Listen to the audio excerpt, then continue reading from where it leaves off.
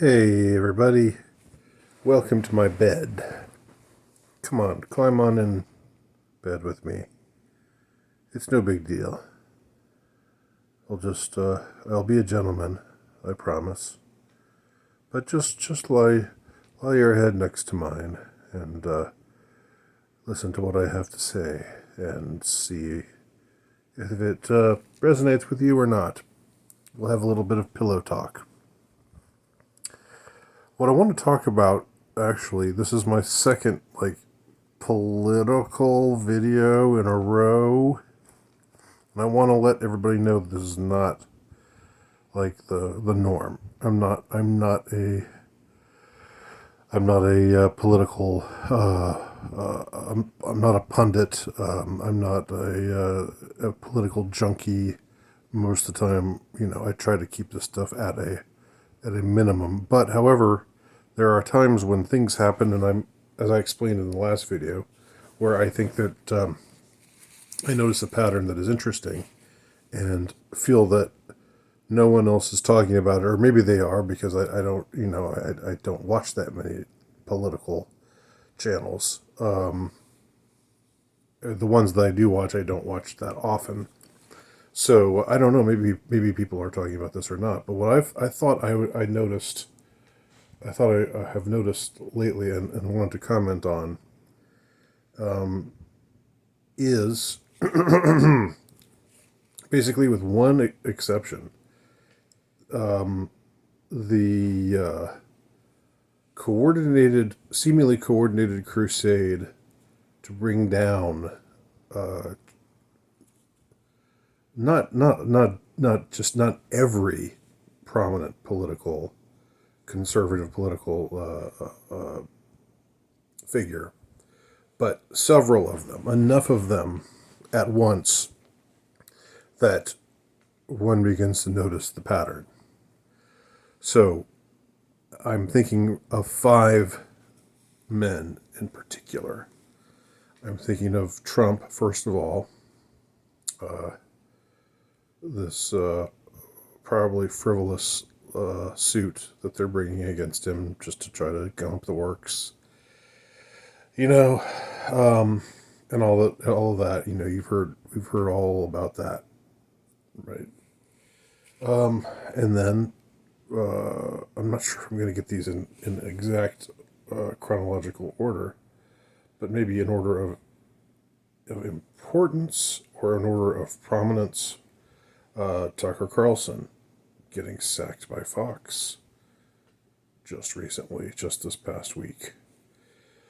And Matt Walsh has gotten some flack, some pushback. He hasn't been canceled. He hasn't been taken off the air, but he got some. He was harassed personally by some people at his church, and then he was told that his YouTube had been demonetized, and would continue to be demonetized until he respected people's pronouns. And he said, fuck no. He didn't say fuck no, because he doesn't talk that way. But that's what I would have said if I were him. I think he just said hell no. So his YouTube has been demonetized. He's still with Daily Wire. He still, has advertisers. So he's doing fine, I think. But it just seemed like this coordinated attack against him happened, you know, in a manner that was difficult to ignore. Then Andrew Tate. And by the way, I'm not saying these people are necessarily likable, or I'm not saying that they're necessarily all authentic, or that they're not glowies. I don't know. They might be. All I'm saying is they are prominent conservative political figures, or political or social figures. Andrew Tate, Well, I guess chronologically speaking, he predates everybody because he was arrested in Romania, supposedly on human trafficking charges. Although, from what I have heard, those don't seem to be holding much water. But it seems that they're trying to get him on something. And more recently, more dramatically, in the last couple of days, there's allegations that he's been poisoned. I was watching this the other day that he was struggling.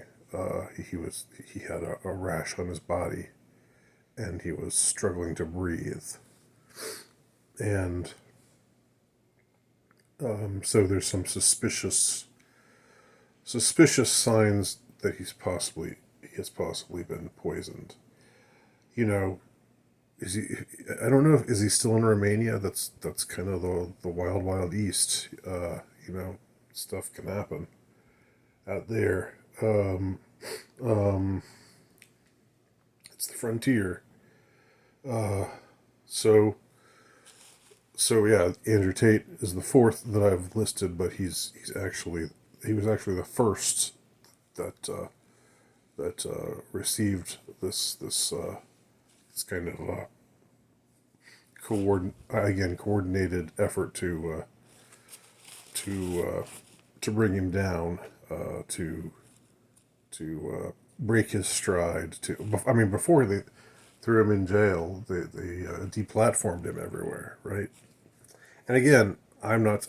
Probably people out there love Andrew Tate. Probably people out there hate Andrew Tate. I don't really have an opinion about him. I know I know that sounds wishy-washy, but I don't feel strongly about him one way or the other, and I'm hesitant to weigh in. Unless I know uh, about a guy, and I don't know about any of these guys, but especially Andrew Tate. I think he's maybe the most controversial of them all, even more so than Trump. But he's also probably the most popular in some ways, like the one who's generated the most heat, the one who's just got the hugest fan base out there. And then Steven Crowder. Now, again, I'm not saying that Steven Crowder is likable. I'm not saying any of these people are necessary. I'm not standing up for any of these guys necessarily. I'm only making note in a journalistic sort of way. I'm a journalist. I'm doing the journalist jobs for them because the journalists are nothing but servants of the power structure these days.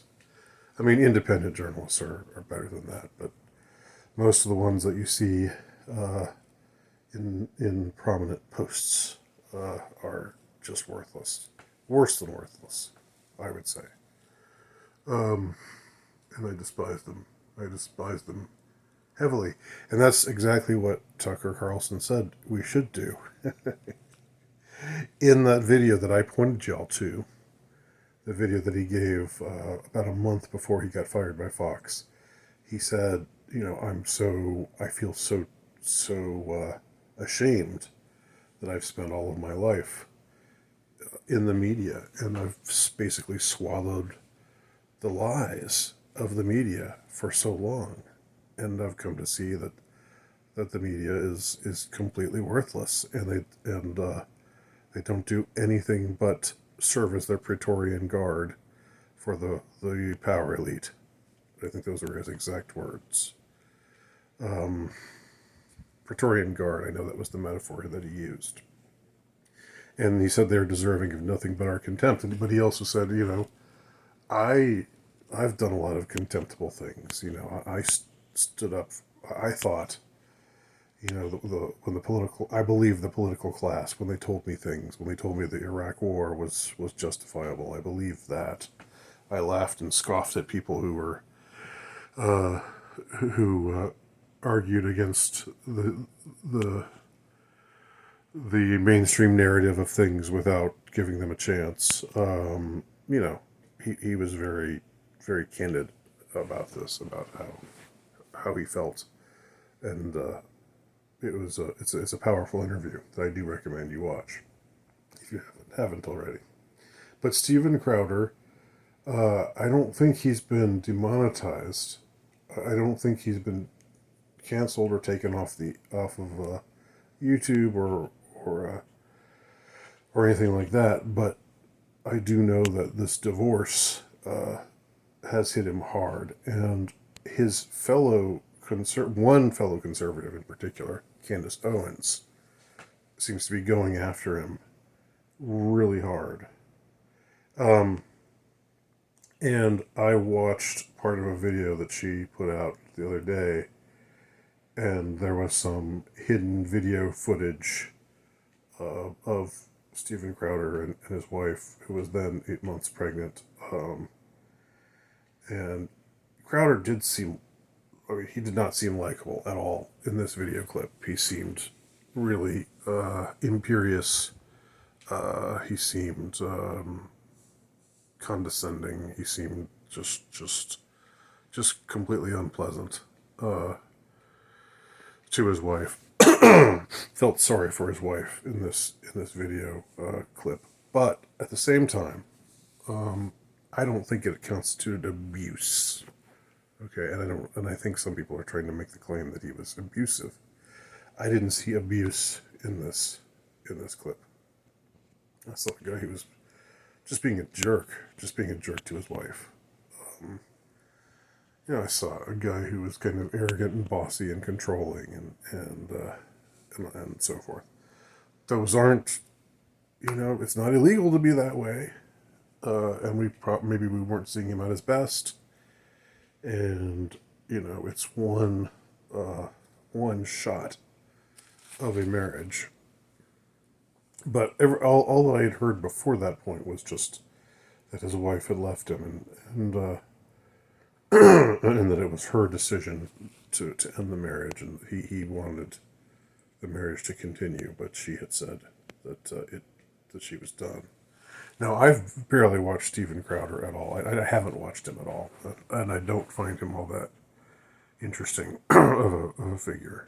But I'm noting him here because he fits the pattern. Even if it is, fellow conservative Candace Owens who's taking him down for whatever reason. Maybe she sincerely thinks that he's a bad guy. Maybe she's still mad at him because the deal with Daily Wire fell through, and she thought that he didn't conduct himself well with the way he negotiated or however or whatever. But in any case, another prominent conservative, maybe the least prominent of all the five that I've mentioned, but one that I think can be placed in that same sort of category. It does seem that also that Jordan Peterson is just gets pecked at a lot. Just sort of, I don't know if something huge hasn't happened to against him to try to take him down lately, but they're always sniping at the guy. They're always going after him. And again, I'm not defending him any more than I'm defending any other ones. I'm just reporting on what's going on. I understand if you're out there and you don't like Peterson because you think he's just I don't know, just controlled opposition. I can understand that argument. Really, I can. But I don't know. I don't like to see it. I don't like to see them just peck at him and snap at him the way that they do. Maybe it's sort of like, he's sort of a dad figure, and it's like, hey, leave my dad alone, kind of thing. Even though he's really not old enough. I mean, I'm way too old to be his son, in truth. But that's just sort of the image that he has. He's everybody's dad. He's America's dad. He's Canada's dad. Everybody who's trying to clean their room, by the way, not working. Not working for me. Not working for me so far. But anyway, now I want to note something else that's happening right now in the midst of this persecution of prominent prominent conservative spokesmen and I don't know, politicians or media types, however you want to categorize these people, these guys, the five guys that I've mentioned.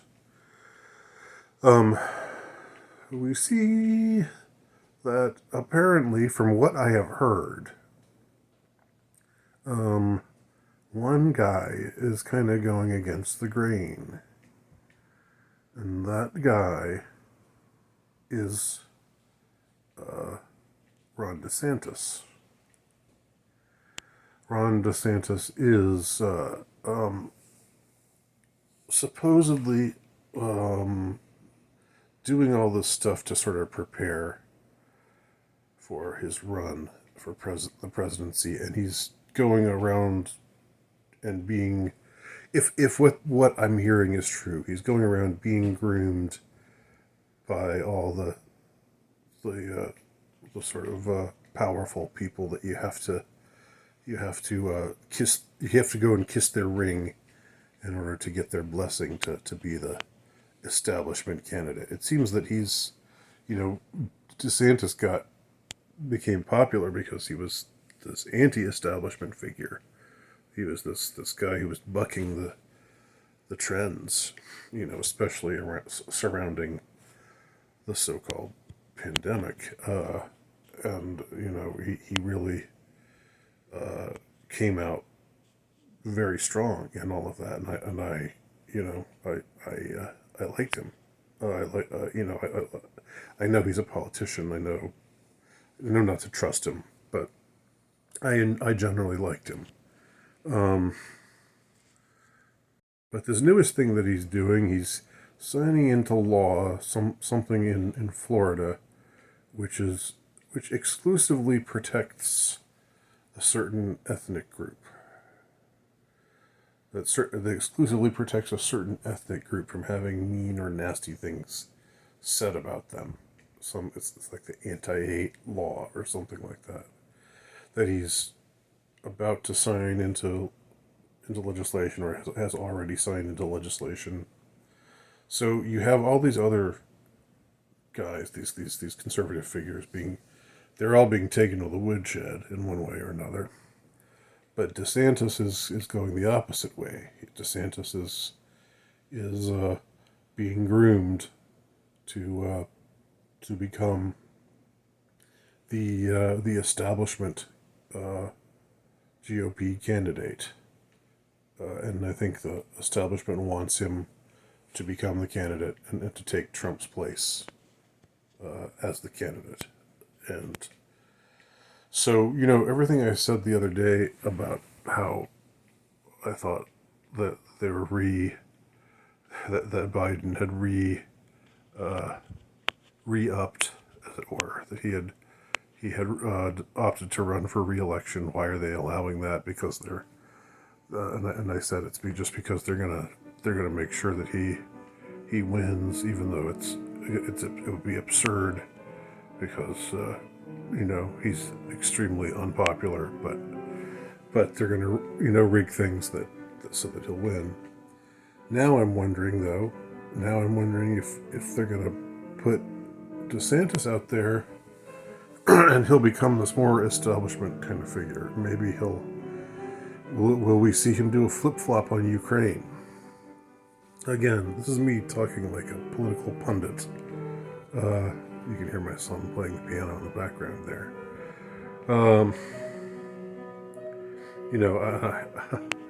So, but that was something I remember, that he came out, and his views on Ukraine were we shouldn't be there, that something like we need to scale all this back, and too much of our military budget is getting wasted in the sinkhole of Ukraine. He didn't speak quite as strongly or as forcefully as Trump did on this matter, but he still was one of the people who said, who was against continuing down the road that we're going down now in Ukraine, whereas Pence, worthless Pence, was like a little gung ho for Ukraine. So he's definitely sold out, but he doesn't. I mean, he doesn't have the juice to win. I think DeSantis has the juice to possibly win. But if we see, just reading the tea leaves, given that what he's doing right now is seemingly being groomed and going to the right places and kissing the right rings on the right fingers, and becoming the establishment GOP candidate, then he might be a viable. It might not just be Biden inevitably winning. He might, if he checks the right boxes, if he's like, yes, Israel, yes, Ukraine, yes, whatever, the other establishment sorts of things that you have to check.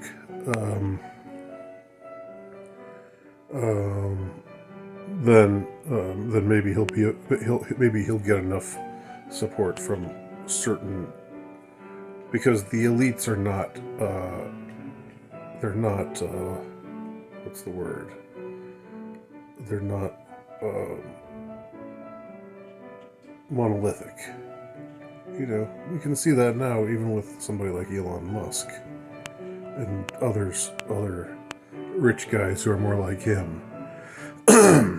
I think they're still the elite. They still, they're still.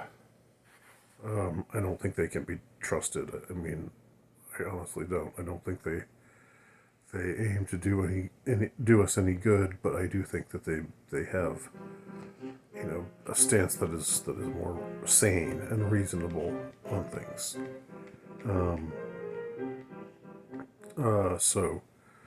So maybe the Elon Musk faction of the Elon Musk, Peter Thiel, whoever else, the more conservative leaning of the billionaires class, the less WEF friendly of the billionaire class. Maybe DeSantis will be their guy, and maybe he'll have a chance at winning because he'll have sold out. So that's just something to consider. And again, I don't expect me to talk about politics much, but it just so happens the last couple times I've just been interested in seeing these patterns. In this case, the pattern is all these prominent conservative figures being attacked, attempting to bring them down to size, try to maybe sending a message to their base out there, hey, we're taking your guys down. But meanwhile, behind the scenes, someone like DeSantis is gaining ground, gaining support from the true ruling class, from the true rulers, and selling out. And maybe that means he's got a chance of winning in 2024, which would be better than Biden. I'll just say that much. All right, those are my thoughts. Let me know if you have any thoughts below. Thanks for watching.